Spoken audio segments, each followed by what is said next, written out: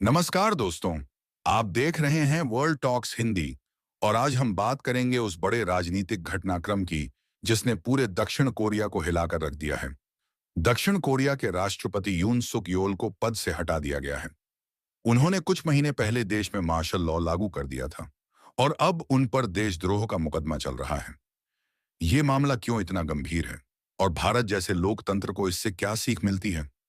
चलिए पूरी कहानी समझते हैं, एक एक बात साफ तरीके से। साल 2024 के दिसंबर महीने में दक्षिण कोरिया के राष्ट्रपति यून सुक योल ने अचानक मार्शल लॉ लागू कर दिया। यहां यह समझना जरूरी है कि मार्शल लॉ का मतलब होता है जब किसी देश की सामान्य लोकतांत्रिक व्यवस्था को हटाकर सीधे सेना को सत्ता सौंप दी जाती है।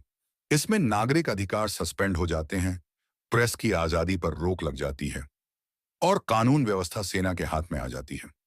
यून सुक योल ने कहा कि देश में राजनीतिक गतिरोध है और उत्तर कोरिया से खतरा बढ़ रहा है। लेकिन हकीकत में न तो कोई युद्ध था, न आतंकी हमला और न ही ऐसा कोई हालात जिससे आपात स्थिति घोषित करनी पड़े।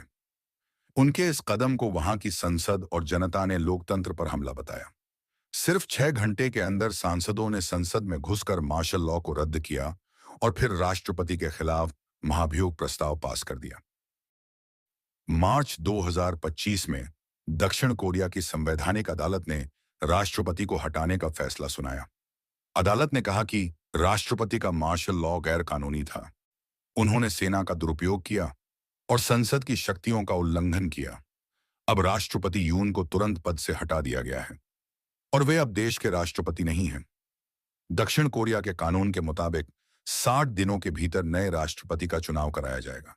विपक्ष के नेता ली जे म्युंग इस समय सबसे मजबूत उम्मीदवार माने जा रहे हैं। उधर यून सुक योल पर अभी भी विद्रोह का मुकदमा चल रहा है। अगर वे दोषी पाए जाते हैं तो उन्हें आजीवन कारावास या मृत्युदंड तक हो सकता है। हालांकि दक्षिण कोरिया में दशकों से किसी को फांसी नहीं दी गई है। एक बात और है जो चौंकाती है, यून सुक योल वही व्यक्ति हैं जिन्होंने 2017 में एक और राष्ट्रपति पार्क ग्यून हे के खिलाफ भ्रष्टाचार की जांच की थी। अब वही यून खुद देश के सबसे कम कार्यकाल वाले निर्वाचित राष्ट्रपति बन गए हैं। भारत जैसे लोकतंत्र के लिए इस पूरी घटना से 3 बड़ी सीख मिलती है। एक, कानून सबके ऊपर होता है, चाहे वो कितना भी बड़ा नेता क्यों न हो। 2, राजनीतिक असहमति का समाधान संविधान में ही ढूंढा जाना चाहिए, सेना से नहीं। 3, जागरूक जनता और मजबूत न्यायपालिका ही लोकतंत्र की असली ताकत होती है। तो दोस्तों, ये थी दक्षिण कोरिया के राष्ट्रपति को हटाए जाने की पूरी कहानी। आपका इस मुद्दे पर क्या कहना है?